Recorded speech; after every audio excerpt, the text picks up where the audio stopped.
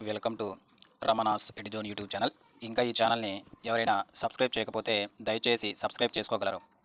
మనము ఈ చిన్న వీడియోలో ఈఓ గ్రేడ్ 3కి సంబంధించి ఈఓ గ్రేడ్ 3కి సంబంధించి ఇంపార్టెంట్ కరెంట్ అఫైర్స్ని మనం ఎగ్జామినేషన్ పాయింట్ ఆఫ్ వ్యూలో డిస్కస్ చేసుకుందాం. ఇక్కడ మనము మొట్టమొదటి టాపిక్, అదేవిధంగా వెరీ వెరీ ఇంపార్టెంట్ టాపిక్ ఏంటంటే మనకు దేవాలయాల వర్గీకరణలో మార్పు చాలా ఇంపార్టెంట్ అండి. మనకు ఏపీ ఎండోన్మెంట్ యాక్ట్ 1987లోనే 6వ సెక్షన్ మనకు దేని గురించి తెలియజేస్తుంటే మనకు దేవాలయాల వర్గీకరణ గురించి మనకు తెలియజేస్తుంది. అయితే ముఖ్యంగా మనకు ఎన్ని రకాల దేవాలయాలు ఉంటాయి, మనకు 6A 6B అదేవిధంగా 6C. అయితే ఇక్కడ మనకు వేటిని బట్టి మనకు ఈ దేవాలయాలను 6A 6B 6Cగా వర్గీకరించారంటే మనకు వార్షిక ఆదాయాన్ని బట్టి, అంటే ఆ దేవాలయాలకు సంబంధించినటువంటి వార్షిక ఆదాయాన్ని బట్టి మనకు దేవాలయాలను సెక్షన్ 6 ప్రకారం ఎన్ని రకాలుగా విభజించారు, మనకు 3 రకాలుగా విభజించారు. అయితే మనం ఏంటి చూద్దాం. ఫస్ట్ ఏంటి, మనకు 6A. మనం 6A జాబితాను ఒకసారి గమనించినట్లయితే గతంలో ఈ 6A జాబితాల యొక్క వార్షిక ఆదాయం ఎలా ఉండేది, మనకు 25 లక్షల కన్నా ఎక్కువ ఉండేది. దాన్ని ఇప్పుడు వచ్చేసరికి మనకు ఎలా పెంచారు, మనకు అబోవ్ 50 lakhsకి పెంచారు. అదేవిధంగా ఇక్కడ మనకు ఈఓ గ్రేడ్ స్థాయి అంటే మనకు గ్రేడ్ 1 స్థాయిని గుర్తుపెట్టుకోవాలి. ఓకే, నెక్స్ట్ మనకు 6B. ఈ 6Bలో ఉన్నటువంటి దేవాలయాల యొక్క వార్షిక ఆదాయం గతంలో ఎంత ఉండేదంటే మనకు 2 లక్షల నుంచి మనకు 25 లక్షల మధ్య ఉండేది. కానీ ఇప్పుడు రేంజ్ ఎలా పెంచారు, మనకు 15 లక్షల నుంచి 50 లక్షలకు పెంచినట్లుగా మనం గుర్తుపెట్టుకోవాలి. అయితే ఇక్కడ ఈఓ యొక్క గ్రేడ్ మనకు సెకండ్ గ్రేడ్ అని గుర్తుపెట్టుకోవాలి. ఓకేనా. నెక్స్ట్ మనం గమనిస్తే 6C అంటే మనకు ఈ 6Cలో ఉన్నటువంటి దేవాలయాల యొక్క వార్షిక ఆదాయం ఎంత, మనకు గతంలో బిలో 2 lakhs అండి. కానీ ఇప్పుడు దీన్ని ఎలా పెంచారంటే మనకు ఇక్కడ బిలో 15 lakhsగా మనం గుర్తుపెట్టుకోవాలి. ఇక్కడ మనకు ఈఓ గ్రేడ్ ఏంటి, మనకు థర్డ్ గ్రేడ్ మన ఎగ్జామినేషన్ పాయింట్ ఆఫ్ గుర్తుపెట్టుకోవాలి. ఇవి చాలా ఇంపార్టెంట్ అండి. ఇది రీసెంట్ టెన్షన్ కాబట్టి మనం బాగా ఎగ్జామినేషన్ కోణంలో మనం ఉపయోగించుకోవచ్చు. నెక్స్ట్ అయితే మనం ఇక్కడ గుర్తుపెట్టుకోవాల్సిన మరొక అంశం ఏంటంటే మనకు ఇప్పుడు మనం చెప్పుకున్నాం, అంటే ఈ 6C అంటే మనకు ఈ 6C కింద కొన్ని దేవాలయాలకు మనకు మినహాయింపులు ఇచ్చింది. వాటిని మనం చూద్దాం. అంటే మనకు ఏ దేవాలయాల యొక్క వార్షిక ఆదాయం అనేది, ఏ దేవాలయాల యొక్క వార్షిక ఆదాయము అనేది మనకు 5 లక్షల కన్నా తక్కువ ఉంటుందో అటువంటి దేవాలయాలకు ఒకసారి మనకు ఈఓని నియమించవలసినటువంటి అవసరం లేదని గుర్తుపెట్టుకోవాలి. అయితే ఈఓ నియమించకపోతే అక్కడ ఎవరు దీన్ని మేనేజ్ చేస్తారంటే అక్కడ పనిచేసే అర్చకులను గుర్తుపెట్టుకోవాలి. అయితే మనకు ఎండోన్మెంట్ యాక్ట్ 1987లో ఏ సెక్షన్ మన ఈఓ గురించి తెలియజేస్తుంది, మనకు సెక్షన్ 29గా మనం గుర్తుపెట్టుకోవాలి. అదేవిధంగా ఇక్కడ మనం గమనిస్తే ఏ దేవాలయాల యొక్క వార్షిక ఆదాయం అనేది మనకు 5 లక్షల కన్నా తక్కువగా ఉంటుందో అటువంటి దేవాలయాలకు మనకు ట్రస్ట్ బోర్డు ఏర్పాటు చేసే అవకాశం లేదు. అంటే మనకు ఈఓ అవసరం ఉండదు. అదేవిధంగా ఆ దేవాలయాలకు అటువంటి దేవాలయాలకు మనకు ట్రస్ట్ బోర్డు కూడా ఏర్పాటు అవసరం కూడా గుర్తుపెట్టుకోవాలి. అంటే మనకి ఇక్కడ 1987లో వచ్చినటువంటి ఏపీ ఎండోన్మెంట్ యాక్ట్లో ట్రస్ట్ బోర్డు గురించి తెలియజేసే సెక్షన్ మనకు సెక్షన్ 15. ఓకేనా, సెక్షన్ 15. నెక్స్ట్ సార్ మనకు ఈ దేవాలయాలకు అంటే ఏ దేవాలయాలకు అయితే మనకు వార్షిక ఆదాయం అనేది 5 లక్షల కన్నా తక్కువగా ఉంటుందో అటువంటి దేవాలయాలకు మనకు బడ్జెట్ సబ్మిట్ చేయాల్సిన అవసరం లేదు. అదేవిధంగా కామన్ గుడ్ ఫండ్కి ఎటువంటి నిధులు ఇవ్వాల్సిన అవసరం కూడా లేదని గుర్తుపెట్టుకోవాలి. అదేవిధంగా వీటితో పాటు ఇటువంటి దేవాలయాలకు ఆడిట్ ఫీజు అదేవిధంగా అడ్మినిస్ట్రేషన్ ఫండ్ చెల్లించవలసిన అవసరం కూడా ఉండదన్నమాట. అయితే మనకి బాగా గుర్తుపెట్టుకోవాల్సిన విషయం ఏంటంటే బడ్జెట్ సబ్మిషన్ గురించి అదేవిధంగా తెలియజేసిన సెక్షన్ మనకు సెక్షన్ 57గా మనం గుర్తుపెట్టుకోవాలి. అదేవిధంగా మనకి ఇక్కడ ఆడిట్ ఫీజు అదేవిధంగా అడ్మినిస్ట్రేషన్ ఫండ్ చెల్లించవలసినటువంటి అవసరం దాని గురించి మనకు తెలియజేసిన సెక్షన్ మనకి ఏంటంటే సెక్షన్ 65గా మనం గుర్తుపెట్టుకోవాలి. అదేవిధంగా మనం బాగా గమనించవలసిన మరొక విషయం ఏంటంటే డిస్ట్రిక్ట్ ఎండోన్మెంట్ ఆఫీసుల సంఖ్యను మనకు 13 నుంచి ఎక్కడికి పెంచారంటే మనకు 13 నుంచి 26కు పెంచారని మనం గుర్తుపెట్టుకోవాలి. నెక్స్ట్ దాన్ని గమనిస్తే ట్రస్ట్ బోర్డు చెప్పుకున్నాం. ఈ ట్రస్ట్ బోర్డు గురించి మనకు తెలిపే సెక్షన్ మనకు 15వ సెక్షన్. అయితే ఇక్కడ మనం బాగా గమనించవలసిన విషయం ఏంటంటే మనం తెలిసినటువంటి ఏంటి, మనకు ఆలయాలను దేని బట్టి మనకు డివైడ్ చేశారు, మనకు వార్షిక ఆదాయం బట్టి డివైడ్ చేశారు. అయితే ఇక్కడ మనం బాగా గుర్తుపెట్టుకోవాల్సిన విషయం ఏంటంటే ఈ ఆదాయాన్ని బట్టి గతంలో 12 మంది సభ్యులు ఉంటే వాళ్ళని ఎంత పెంచారు, మనకు 17కి పెంచారు. అదేవిధంగా మనకు 11 మంది ట్రస్ట్ బోర్డు ఉన్నటువంటి సభ్యుల సంఖ్య ఎంత పెంచారు, మనకు 13కు పెంచారని మనం గుర్తుపెట్టుకోవాలి. ఇవి మనకు కొన్ని ముఖ్యమైనటువంటి ఇంపార్టెంట్ కరెంట్ అఫైర్స్. నెక్స్ట్ గాని గమనిస్తే నెక్స్ట్ గాని మనం గమనిస్తే ప్రతి దేవాలయ ట్రస్ట్ బోర్డులో చాలా ఇంపార్టెంట్. ప్రతి దేవాలయ ట్రస్ట్ బోర్డులో ఖచ్చితంగా ఒక సభ్యుడు బ్రాహ్మణ సామాజిక వర్గానికి చెందిన వ్యక్తి ఉండాలని నిబంధన తీసుకురావడం జరిగింది. చాలా ఇంపార్టెంట్. ఖచ్చితంగా ఎవరు ఉండాలి, మనకు ఒక వ్యక్తి బ్రాహ్మణ సామాజిక వర్గానికి చెందిన వ్యక్తిగా మనం గుర్తుపెట్టుకోవాలి. నెక్స్ట్ క్వశ్చన్ గమనిస్తే టీటీడీ బోర్డు అండి.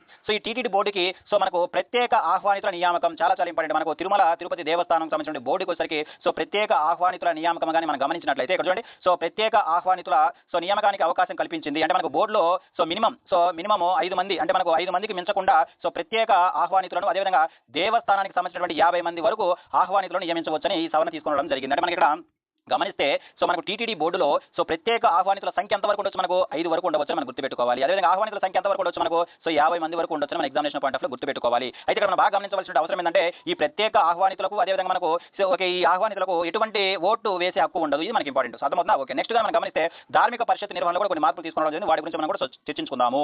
ఇక్కడ మనం బాగా గమనిస్తే ధార్మిక పరిషత్ నిర్వహణలో కొన్ని మార్పులు తీసుకొని రావడం జరిగింది. అయితే మనకు గతంలో ధార్మిక పరిషత్ పూర్తి స్థాయిలో ఉన్నప్పుడు మాత్రమే నిర్ణయాలు తీసుకునేవాళ్ళు. అంటే మనకు పూర్తి స్థాయిలో స్థాయిలో లేనప్పుడు నిర్ణయాలు తీసుకోవడం చాలా కష్టమయ్యేది. కానీ ఇప్పుడు మనకి ఏం చేశారు ఈ సవరణ ద్వారా సో నలుగురు అధికారిక సభ్యులు కూడా ఈ ఒకే ధార్మిక పరిషత్ యొక్క విధులు నిర్వహించవచ్చని సో ఒకే నిర్వహించవచ్చని స్పష్టం చేయడం జరిగిందన్నమాట. అంటే మనం బాగా గుర్తుపెట్టుకోవాల్సిన విషయం ఏంటంటే సో అట్లీస్ట్ నలుగురు అధికార సభ్యులు కూడా ఈ పరిషత్ విధులను నిర్వహించవచ్చని సో మనకి సవరణ ద్వారా తీసుకొని రావడం జరిగిందని గుర్తుపెట్టుకోవాలి. అదేవిధంగా ఇక్కడ మనం బాగా గుర్తుపెట్టుకోవాల్సిన విషయం ఏంటంటే సో ప్రస్తుతం మనకు ఎండోన్మెంట్ మినిస్టర్ మనకు ఆనం సో రామనారాయణ రెడ్డి అని గుర్తుపెట్టుకోవాలి. నెక్స్ట్ వచ్చేసరికి మనకు కమిషనర్ ఎండోన్మెంట్ కమిషనర్ మనకు కమిషనర్ వచ్చేసరికి మనకి ఎవరంటే కె రామచంద్ర మోహన్ అని గుర్తుపెట్టుకోవాలి. అదేవిధంగా మనకు సెక్రటరీ ఆఫ్ ఎండోన్మెంట్ డిపార్ట్మెంట్ వచ్చేసరికి ఇప్పుడు కన్నాబాబు అని గుర్తుపెట్టుకోవాలి. ఇవి చాలా చాలా ఇంపార్టెంట్. సో నెక్స్ట్ గా మనం గమనిస్తే సో నెక్స్ట్ చూద్దాం చూడండి. సో నెక్స్ట్ వచ్చేసి శ్రీవాణి ట్రస్ట్ చాలా చాలా ఇంపార్టెంట్.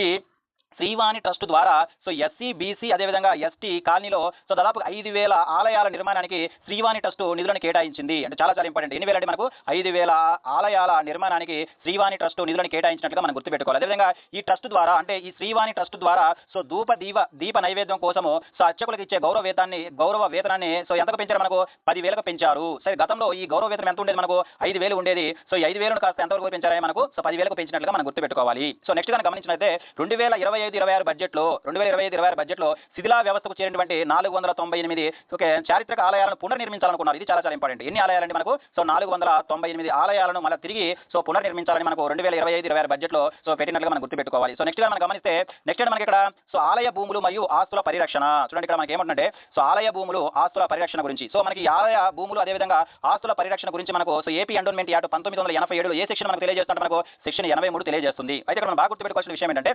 సో ఆలయ భూములను ఆక్రమించిన వారిని తొలగించడానికి మరియు ఆ భూములను చూడండి ఒకసారి ఆ భూములను స్వాధీనం చేసుకోవడానికి ఎవరికి అదనపు బాధ్యతలు సో అధికారం ఇచ్చారంటే అదనపు అధికారం ఎవరికి ఇచ్చారు మనకు ఈవోకి ఇచ్చినట్లుగా మనం గుర్తుపెట్టుకోవాలి. అదేవిధంగా మనకు ఈ లీజు నిబంధనలు అంటే మనకు ఏవైతే మన దేవాలయాలకు సంబంధించినటువంటి సో ఆలయ భూములు అదేవిధంగా ఆస్తులు ఉంటాయో ఆస్తులు సో లీజు నిబంధనలను ఒకసారి మనం గమనించినట్లయితే కేవలం వాటిని సో అంటే ఆ భూములు లేదా ఆస్తులను కేవలం వ్యవసాయం లేదా ధార్మిక ప్రయోజనాల కొరకు మాత్రమే వాడాలి. చాలా చాలా ఇంపార్టెంట్. అంటే మనకు సో దేవాలయాలకు సంబంధించినటువంటి లేదా ధార్మిక సంబంధించిన ఆలయ భూములు వచ్చేసరికి సో కేవలం వేడి పర్పస్ మాత్రమే వాడాలి అంటే మనము వ్యవసాయం కొరకు మాత్రమే వాడాలని మనం గుర్తుపెట్టుకోవాలి. ఓకే నెక్స్ట్ గా గమనిస్తే చూడండి ఇది చాలా చాలా ఇంపార్టెంట్ అండి. సో నెక్స్ట్ గా మనం ఇక్కడ గమనిస్తే సో నెల్లూరు అదేవిధంగా చిత్తూరు జిల్లాలోనే సో నిరుపయోగ ఆలయ భూములలో సోలార్ పవర్ ప్లాంట్ను ఏర్పాటు చేసి ఆదాయం వచ్చేలా చేయడం ఇది చాలా చాలా ఇంపార్టెంట్. సో ఇటీవల సో ఏ జిల్లాలో సోలార్ పవర్ ప్లాంట్లను సో ఏర్పాటు చేసి సో నిరుపయోగ ఆలయాలలో సో మనకు ఆదాయం రాబడడానికి చర్యలు చేపట్టడం మనకు నెల్లూరు అదేవిధంగా మనకు నెల్లూరు అండ్ చిత్తూరుగా మనం గుర్తుపెట్టుకోవాలి. చాలా చాలా ఇంపార్టెంట్. అదేవిధంగా నెక్స్ట్ పాయింట్ అంటే మనకు ఈ ఆలయ భూములు సో ప్రైవేట్ వ్యక్తుల పేరిట రిజిస్ట్రేషన్ చేయకుండా సో వీటన్నిటి కూడా ఏ జాబితాలో చేర్చారు మనకు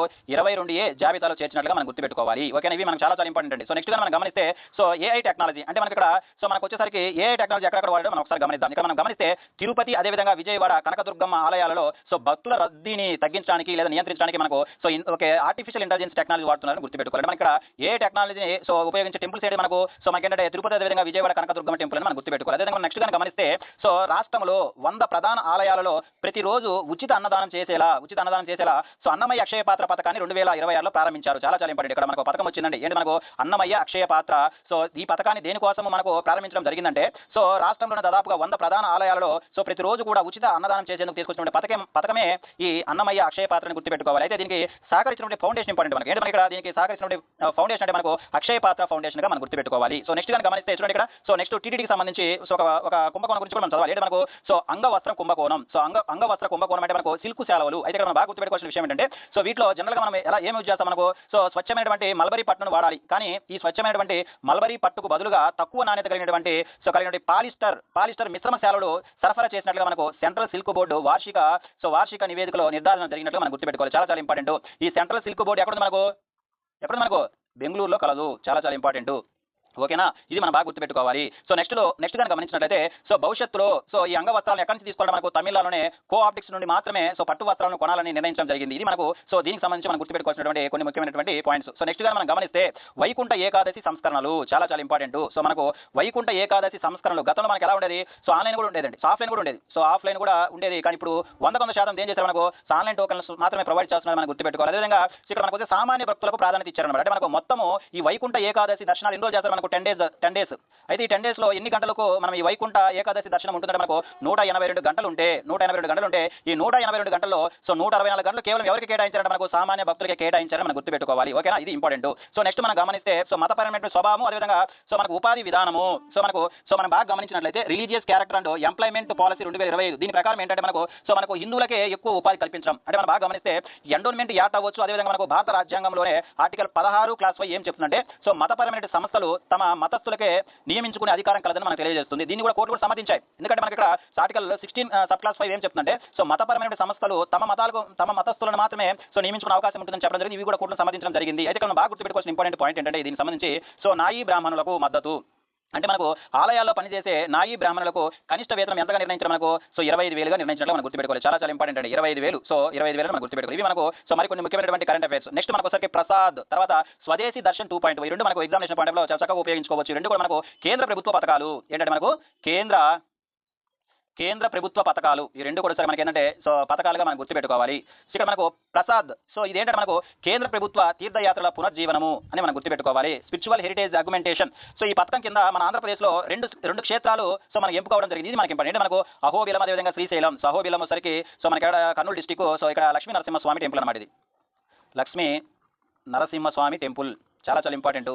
సో శ్రీశైలం అంటే మనందరికీ తెలుసు. ఓకేనా. సో ఇవి రెండు కూడా అహోబిలం అదేవిధంగా శ్రీశైలం రెండు క్షేత్రాలు వచ్చేసరికి మనకు సో ప్రసాద్ పథకం కింద ఎంపికైనట్లుగా మనం గుర్తుపెట్టుకోవాలి. సో నెక్స్ట్ మన ఏంటి స్వదేశీ దర్శన్ 2.0 ఈ స్వదేశీ దర్శన్ 2.0 సరికి మంచి సో మన ఆంధ్రప్రదేశ్లో సూర్యలంక బీచ్ అదేవిధంగా మనకు సో బుద్ధ సర్క్యూట్ అంటే మనకి సూర్యలంక బీచ్ ఎక్కడ మనకు ప్రస్తుతం సో బాపట్ల జిల్లాలో ఉంది. ఏ జిల్లాలో? బాపట్ల జిల్లాలో సూర్యలంక బీచ్ అదేవిధంగా మనకు సో బుద్ధ సర్క్యూట్ ఈ రెండు అభివృద్ధి చేయడం కోసం ఎన్ని కోట్లు కేటాయించడం మనకు 77 కోట్లు సో కేటాయించినట్లుగా మన ఎగ్జామినేషన్ పాయింట్ ఆఫ్ లో గుర్తుపెట్టుకోవాలి. సో నెక్స్ట్ మనకు చాలా చాలా ఇంపార్టెంట్. సో నెక్స్ట్ మనకు బాగా గమనిస్తే సో ఇక్కడ మనకు రెండు బుక్లు అంటే మనకి ఏంటి మనకు so UNESCO memory of the world register UNESCO memory of the so world register so దీని అందు మనకు రెండు బుక్లు సో నమోదవడం జరిగింది. ఒకటి మనకు భగవద్గీత. సో ఈ భగవద్గీత సరికి మనకు భీష్మ పర్వంలో ఉంటుంది. మొత్తం ఎన్ని శ్లోకాలు ఉంటాయి మనకు? ఓకే 700 శ్లోకాలు ఉంటాయి మనం గుర్తుపెట్టుకోవాలి. అంటే మనకు సో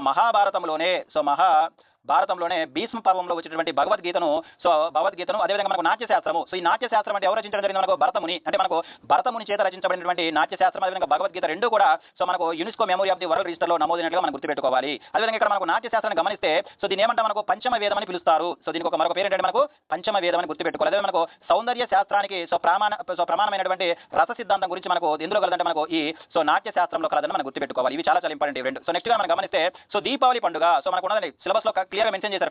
హిందూ ఫెస్టివల్ అని సో మెన్షన్ చేయండి కాబట్టి మన ఎగ్జామినేషన్ పాయింట్ చక్కగా ఉపయోగించుకోవచ్చు. ఇక్కడ మనం బాగా గమనిస్తే సో దీపావళి పండుగను సో యునెస్కో సాంస్కృతిక వారసత్వ గుర్తింపు పొందింది. ఓకే చాలా చాలా important. So intangible cultural heritage of the హ్యూమానిటీగా గుర్తింపు పొందినటువంటి పండుగ ఏంటంటే మనకు సో దీపావళిగా మనం గుర్తుపెట్టుకోవాలి. ఏంటంటే మనకు దీపావళి చాలా చాలా ఇంపార్టెంట్. సో నెక్స్ట్ గా గమనిస్తే సో నెక్స్ట్ మనకి ఏముంది ఇక్కడ? సో నెక్స్ట్ మనకి కోనసీమ ప్రబల తీర్థం చాలా చాలా ఇంపార్టెంట్. సో ఇక్కడ మనం బాగా గమనిస్తే సో కోనసీమ ప్రబల తీర్థం ఇక్కడ ఇది వచ్చరికి మనకు దీని యొక్క ప్రత్యేకత అంటే ఆంధ్రప్రదేశ్ నూతన రాష్ట్ర పండుగగా ప్రకటన చేసింది. అంటే మనకు ఇటీవల సో ఏ పండుగను వచ్చరికి మనకు ఆంధ్రప్రదేశ్ నూతన రాష్ట్ర పండుగగా సో ప్రకటన చేసిన మనకు కోనసీమ ప్రబల తీర్థం అని గుర్తుపెట్టుకోవాలి. అయితే మనకు ఈ కోనసీమ ప్రబల తీర్థాన్ని ఎక్కడ జరుపుకుంటారు? మనకు డాక్టర్ బిఆర్ అంబేద్కర్ కోనసీమ జిల్లాలో జరుపుకుంటారు మనం గుర్తుపెట్టుకోవాలి. అయితే ఇక్కడ మనం ఇంకొక పాయింట్ ఏంటంటే మనకి ఎప్పుడు జరుపుకుంటారు? ఎప్పుడు మనకు ప్రతి సంవత్సరం కూడా సంక్రాంతి కనుమ రోజున జరుపుకున్నటువంటి పండుగ మనకు ఈ కోనసీమ ప్రబల తీర్థం అంటారని గుర్తుపెట్టుకోవాలి. అంటే మనకు ఈ కోనసీమ ప్రబల తీర్థ పండుగ రోజు ఏం చేస్తారు? మనకు సో శివలింగాలను సో ప్రబల రూపంలో పూజిస్తారు. కాబట్టి సో దీన్ని అంటే మనకు కోనసీమ ప్రబల తీర్థమును సో ఆంధ్రప్రదేశ్ ప్రభుత్వం సరికి సో నూతన రాష్ట్ర పండుగ ఇంప్లిమెంట్ చేసినట్లు మనం గుర్తుపెట్టుకోవాలి. ఇవి మనకు సో ఇటీవల వార్తల్లో ఉన్నటువంటి సో ఎండోన్మెంట్ కు సంబంధించినటువంటి కొన్ని ముఖ్యమైనటువంటి కరెంట్ అంశాలు. సో వచ్చే వీడియోలో మరికొన్ని ఇంపార్టెంట్ టాపిక్స్ గురించి మనం ఎగ్జామినేషన్ పాయింట్ ఆఫ్ లో చర్చించుకుందాం. ఇంతవరకు చూసినందుకు ధన్యవాదాలు.